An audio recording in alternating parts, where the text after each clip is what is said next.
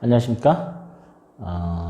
이번에는 약간 음란한 명리학 2탄입니다. 저번에는 속궁합을 얘기했는데 지금은 이거 띠로 보는 궁합을 말씀을 드리겠습니다.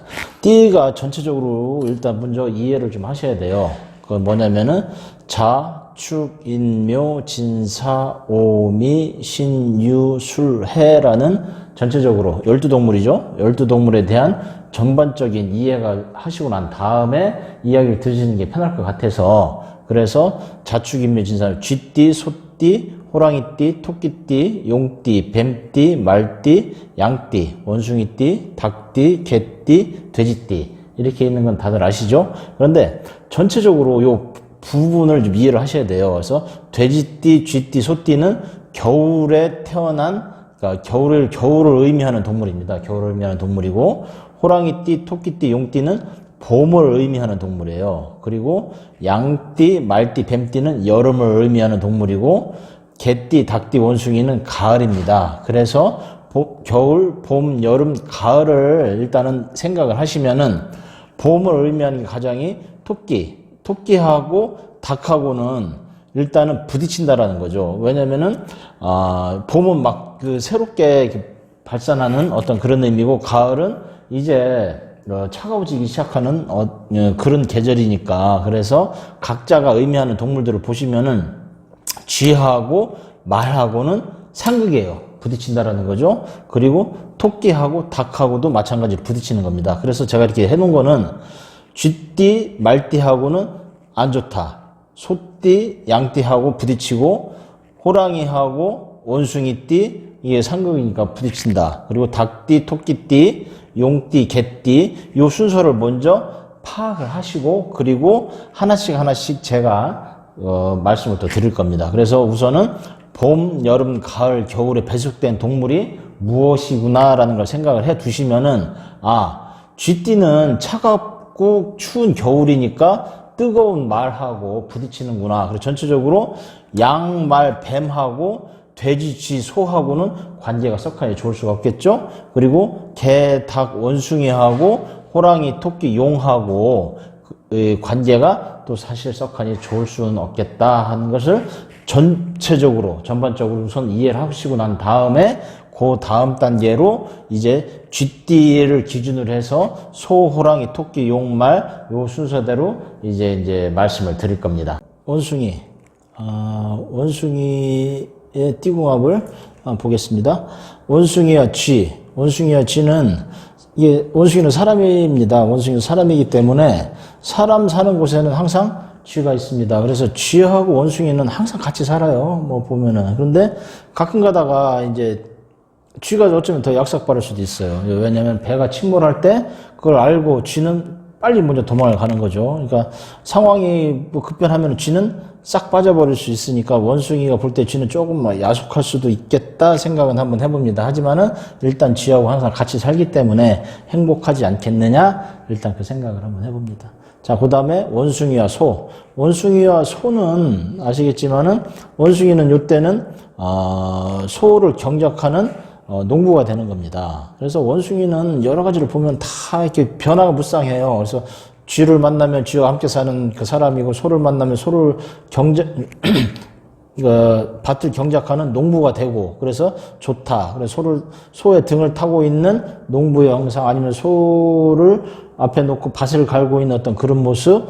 근데 뭐 결국 이제 좋은 거는 원숭이가 좋겠죠. 소는 뭐 이용당한다고 표현을 해야 되나? 하여튼 간에 그렇습니다. 소와 원숭이와 관계. 자, 그 다음에 호랑이와 원숭이와 관계, 이때는 사냥꾼이 되는 겁니다. 사냥꾼이 되는데, 원숭이가 강하면은 호랑이를 잡겠지만은 잘못하면 어떻게 해요?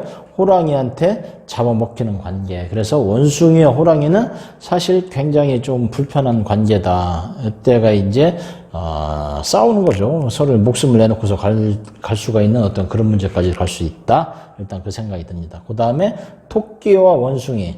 여기는 원진살이 붙어 있습니다. 이게 원진살은 뭐냐면은 미움살이에요. 미움살인데, 근데 재밌는 건 뭐냐면 토끼는 원숭이의 관리를 받으면 또 좋아요. 사실. 근데 물론 원숭이가 사냥꾼이 되면서 토끼를 잡기도 하겠지만은, 또 재밌는 거는 뭐냐면은 토끼가 집토끼죠. 집토끼는 누가 밥을 줘요? 원숭이가 밥을 준다라는 겁니다. 그래서 토끼는 원숭이의 사랑을 받고 싶어. 받고 싶지만은 원숭이는 또 토끼를 또 왜 키워요? 잡아 먹으려고 키우는 거예요. 또 보면은 그러면 토끼는 원숭이한테 바치는 거예요. 사실 어떻게 보면 그러다 보니까 내가 그렇게 너를 갖다가 이렇게 애써주고 했는데 너는 왜 나를 사랑하지 않느냐라는 그게 또 나올 수가 있겠죠. 그래서 애증, 사랑하지만은 미운 거예요. 사랑을 받았으면 좋겠는데 여튼 간에 이게 이제 원진살이다 이렇게 말씀을 드리겠습니다. 그리고 용과 원숭이의 관계. 용은 물고기예요. 이때는 원숭이가 또 낚시꾼이 되는 겁니다. 이 물고기를 잡으려면은 뭐 그물로도 잡을 수도 있겠지만 이때는 낚시를 하는 거죠. 이때는 강태공이 되는 거죠. 낚시를 들여놓고 물고기가 딱 들어올 때를 기다렸다가 탁 낚아채는 그 관계. 그래서 원숭이는 용을 잡을 때는 좀 기다려주는 그런 모습도 필요하다라는 말씀입니다. 그래서 또 뭐 결국에는 물고기는 원숭이한테 뭐 갖고 노는 거죠. 뭐 했던 거나 그렇습니다. 자, 그리고 원숭이는 사람이라는 게 때문에 뱀을 먹으면 뜨거워집니다. 열이 막 나는 거예요. 그 얘기는 뭐냐면은 원숭이는 뱀과의 관계에서 정력이 살아난다고 표현을 해야 되나? 뭐 아주 뭐 열정입니다. 좋습니다. 힘이 뭐 넘치겠네. 자, 그 다음에 원숭이와 말. 원숭이와 말은 어떻게 보면은 야생마예요. 말은 야생마, 잘 달리는 말입니다. 말이기 때문에 원숭이는 말을 타고 돌아다닐 때 행복하다라는 거죠. 그런데 말은 어떻게 보면은 원숭이를 등에 업고 돌아다니기 때문에 말은 좀 힘이 겹다라는 표현을 좀 할 수가 있습니다. 그래서 원숭이가 여자가 되고 말이 남자가 될 때 가장 이상적이지 않겠느냐 그 생각을 한번 해봅니다. 말이 만약에 여자였다면 말이 여자, 원숭이 남자. 원숭이 여자, 말이 남자. 자, 말이 여자면은 원숭이가 어떻게 해요? 좀 부담스러울 수 있다. 자기만 맨날 이용하고 뭐 그런 게 아니냐. 그 생각을 할 수도 있겠다. 그 생각을 한번 또 해봅니다. 자, 애정, 뭐 좀 그렇습니다. 자, 그 다음에 원숭이와 양. 이때는 양치기가 되는 거겠죠. 양치기 원숭이에요. 양을 이제 돌봐주면서 관리가 들어가는 거죠. 원숭이는 양을 돌보고 양의 털을 깎아서 막 팔아서 먹고 살기도 하고 뭐 이제 그런 내용이 됩니다. 그러니까 남자가 원숭이일 때는 제가 보면은 전체적으로 여자분들은 원숭이한테 왠지 모르게 이용당한다고 생각을 하지만은 그래도 원숭이는 관리를 해주니까 관리를 해주고 너 굶어 죽진 않게 해줄게 뭐 그런 모습은 사실은 있습니다. 근데 조금 잘못되면은 여자들이 원숭이 이렇게 떠받쳐주는 어떤 그런 모습, 지가 잘난 척 하는 거겠죠 뭐 결국에는. 자, 그 다음에 원숭이와 원숭이, 아주 이게 뭐 사기꾼의 조합입니다.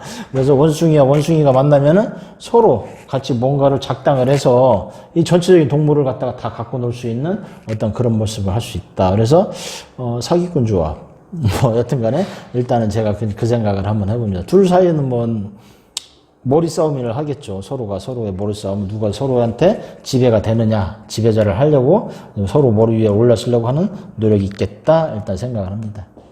자, 원숭이와 닭. 원숭이와 닭은 이때는 포수입니다. 새를 잡는 포수가 되겠죠. 이 닭은 홀홀홀 날아다니는 동물인데 원숭이가 닭을 보는 순간에 쏴서 잡아가지고 이 닭 요리를 하고 싶어 한다는 얘기는 하는 겁니다. 그런데 또 보면은 이 새예요. 닭은 새죠. 새를 원숭이는 어떻게 이 새장 안에 가다 놓고 싶어 한다라는 겁니다. 욕망이 굉장히 강한 거죠. 뭘 소유하고 싶은 거예요. 그런데 닭은 원숭이를 만나면서 내가 날고 싶은데 날지를 못하게 되니 닭의 입장에서는 조금 불편할 수 있다. 그러니까 원숭이는 항상 어떻게 해요? 닭을 관리하고 싶은 거예요. 너는 내 닭이야. 너는 내 새야. 새장에 놓고 항상 먹이를 주고 하는 겁니다. 그러니까 새는 어떻게 해요? 그냥 원숭이를 바라보면서 이게 왜 우리 비둘기도 있잖아요. 비둘기들 모이를 주면은 그걸 알고서 좋아서 쫓아다니는 거죠. 왜냐면 모이를 주니까. 그래서 그 관계 속에서 어떻게 보면은 서로 어떻게 보면 사랑을 하는 관계일 수도 있어요. 뭐 이제 돌봐주기도 하고 뭐 하는 건데 제가 봤을 때는 닭의 입장에서는 거기에 엮이면은 닭은 날아가지를 못하니 그러니까 새죠. 새는 날아가지를 못하고 거기에 있으니 자유를 잃어버린 동물, 뭐 좀 불편해질 수도 있겠다. 그 생각을 한번 해봅니다. 자, 그 다음에 원숭이와 개. 개는 이쪽 개를 키우는 게 이때는 사람이고 개가 이제 사냥개가 되는 거죠. 그러니까 원숭이와 개는 어떻게 보면 견원지간이다라고 얘기를 하는 게 이제 원숭이는 개를 사실은 약으로 올리는 게 있습니다. 뭐 이게 말을 잘 들으면 상관없는데 개가 말을 안 들으면 또 두들겨 패기도 하고 뭐 그런 게 관계가 있는데 일단은 개는 원숭이에게 충성을 다하려고 일단 생각을 하고 있습니다. 하지만은 어떻게 보면은 상하 복종 관계예요. 너는 내 말을 들어야 돼. 그죠? 그렇게 되기 때문에 어떻게 보면 좀 냉소적이다. 좀 관계가, 상호 관계가 이제 형성이 되어 있기 때문에, 애정의 관계는 조금 일방적이지 않겠느냐. 그래서 조금 불편하다, 냉소적이다. 그렇게 생각을 합니다. 그리고 그 다음에 원숭이와 돼지. 원숭이와 돼지는 재밌는 게 뭐냐면 어차피 이때는 또 돼지 치는 원숭이에요. 그러니까 돼지를 갖다가 해요. 그리고 이제 우리들 보통 생각할 때 어떻게 생각을 합니까? 돼지가 꿈속에서 나오면 복덩어리란 말이야. 그래서 사랑해줘. 원숭이는 돼지를 사랑할 수밖에 없어요. 왜? 돼지니까. 원 사람이 볼 때, 야, 돼지는, 야, 니네 집에 돼지가 몇 마리 있어? 뭐 이게 되는 거죠. 돼지 꿈을 꾸면 좋고, 뭐 그런 상황이 되다 보니, 원숭이는 돼지를 사랑한다. 근데, 여하튼 간 아까도 말씀드리기도 했었지만, 전체적으로 봤을 때는 원숭이는 여러 동물들을 다 사랑해요. 좋아해. 왜? 다 자기가 관리를 하죠. 갖고 노니까, 어떻게 보면은. 그래서 원숭이는, 머리가, 재주가 좋고, 머리가 좋다. 그 말씀을 드립니다. 그런데, 이제 정작 중요한 건 원숭이겠죠. 원숭이가 얼마만큼 타인에 대한 배려, 내가 진짜 사랑한다면 무조건 그 사람의 봉을 빼려고 하지 말고, 나도 어느 정도 주자. 그래서 배려. 그런 것이 원숭이한테 필요하지 않겠느냐? 그 생각을 한번 해봅니다. 네, 감사합니다. 자, 즐겁게 보셨다면 구독과 좋아요 부탁드립니다.